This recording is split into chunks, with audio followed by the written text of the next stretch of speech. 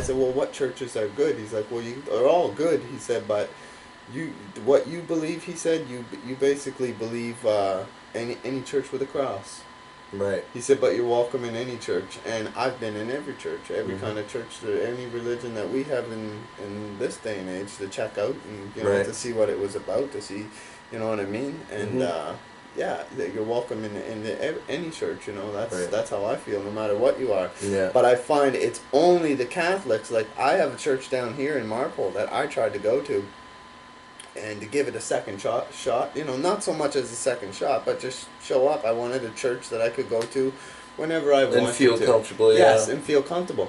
Well, I went one week, and me and my wife, and it was great. I had a good feeling. It was nice people, smiling. It was just, you know, I felt good. I felt cleansed when I left. I felt like, you know, I was supposed to do that. Right.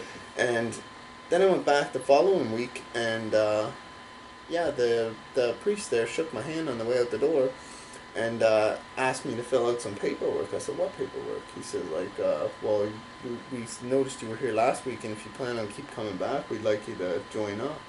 Well, I really didn't want to join up. Right there, you just want my name, and it kind of freaked me out a bit, right, like, you know what I mean? So I really felt uncomfortable. Mm-hmm. So, and that was a higher end church, literally, like people really dress up for this one. Right, yeah. So automatically right there I got another bad vibe again, and this was only a few years ago, just down here in my neighborhood that me and my wife were going to, and I said to her, let's go downtown, we'll try the one downtown. And we went downtown, and I was blown away. I couldn't believe it. It was it's a downtown church. It's on by Richard Street. Okay. And it's a cathedral. It's one of the oldest cathedrals we have. Right. And it's kind of run down a bit, but it's like looks wise, it's like, you know, it doesn't look like it's really well taken care of for the age of it. You think they'd be trying to preserve it more, but anyways, there's a lot of homeless people that go there, so you know, you don't really have to dress up. You can wear blue jeans and not stand out. You know, like this other Catholic church down the road from me, it's really high end because my neighborhood, and you know, it's higher end, and the people are different there. Well, down at this other one downtown, it's more like a street people, and people coming in off of the streets and stuff. And there's like more panhandlers. There's panhandlers outside, and it's okay. And it's like people come out, and if they want to donate to them or give them something, you know, give them 50 cents or whatever, $1 or whatever they give them. It's okay, you know what I mean? So it kind of reminds me of like when you read in the Bible, like the people outside, you know, like the money changers kind of deal.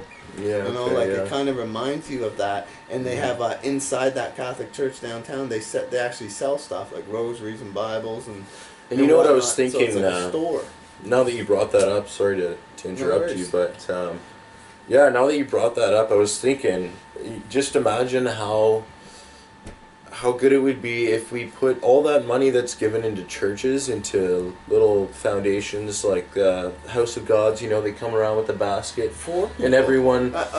You know what? I think if we all did that as in a community sense, without a house to help the homeless, I think. The money goes. Oh yeah, we all do, right? We all wonder, but I think if we did that collectively as a community to help out the homeless, I think we'd do a lot better than most of these organizations do, right? Now that see, some stuff I don't, not always, some stuff I say about religion, not all people agree, but now you just brung that up, so now it's open. Right, yeah. I gotta say something. I believe myself, okay? I believe a church, any church, I don't care what religion it is, it's a house of prayer. Right. What it is. That's what any of the churches are doing, it's a house of prayer. Whatever they're praying to, it may be different, but it's a house of prayer, and I believe every one of those buildings are beautiful, and they're a house basically built for God, for God's people to go and worship and to gather and stuff. Right. But I just look at the people in our countries, not so much Canada, but there's poor people in Canada, there's homeless people, we walked by them yesterday, man, you know? Yeah. And it's hard to see sometimes for a person that comes home and has a house and has a place to live and a bed, and it's hard to see people like that for some people, and it is for me. And I just look at it as the God that I pray to every day. I don't think in God's mind He would want us to have these pretty buildings with gold ceilings, bricks, and pretty windows and all that.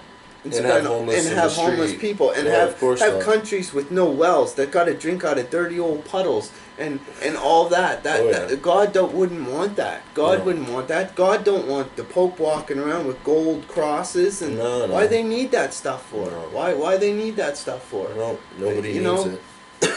you can make a cross out of anything you want. It doesn't necessarily have to be out of gold. That doesn't mean when they make that stuff out of gold that they love God more. No, exactly. That, treat people. No, I think all people are equal in the sense of God's children and God's creation, We're all right? equal on this planet. Yeah, no, everybody. There's no.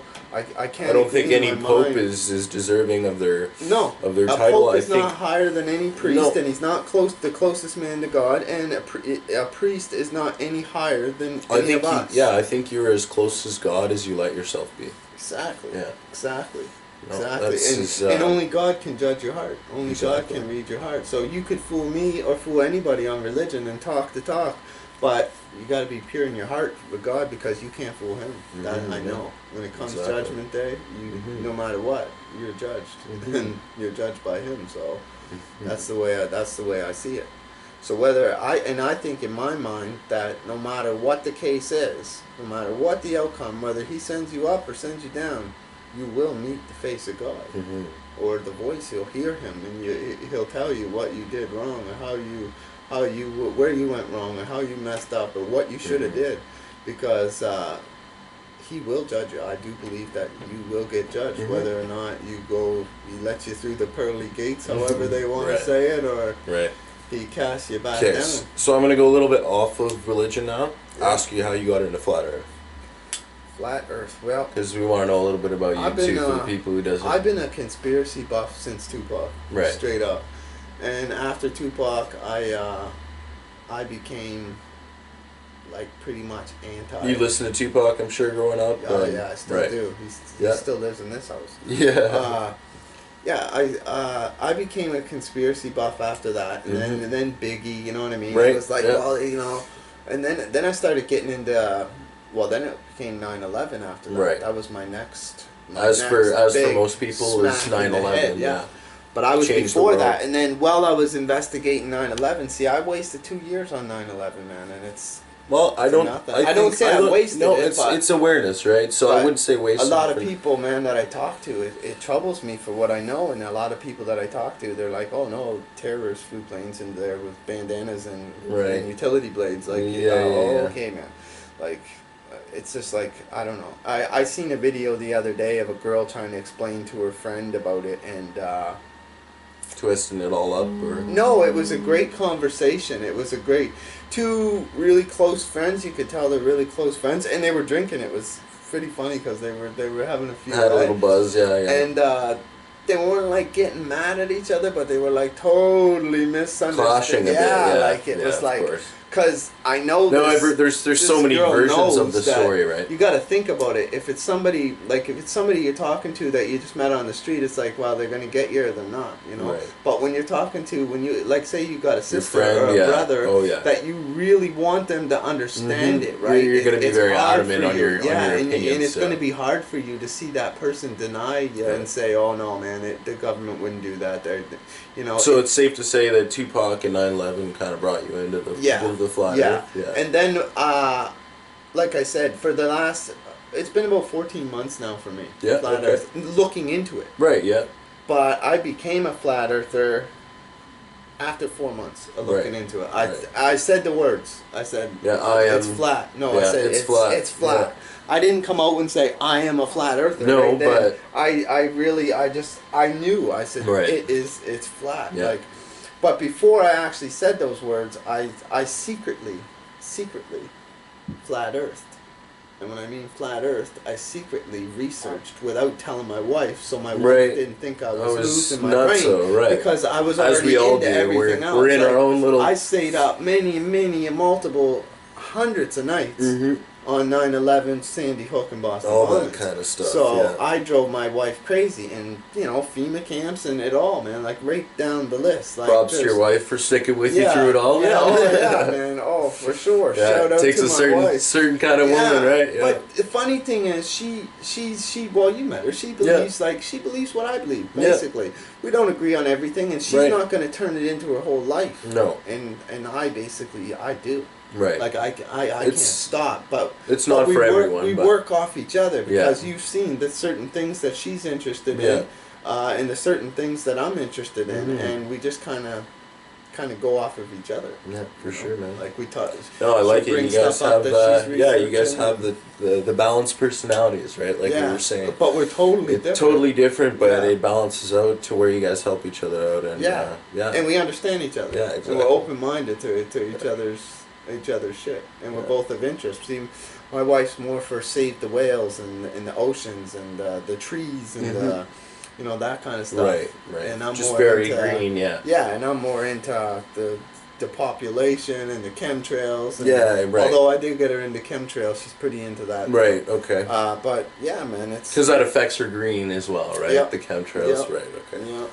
All right. So another question. Where are you from? Like, how was your school life? Like, how was your education life? And how were you? How was your upbringing? Type of thing, you know.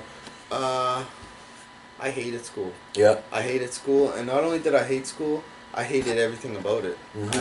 I really did. I felt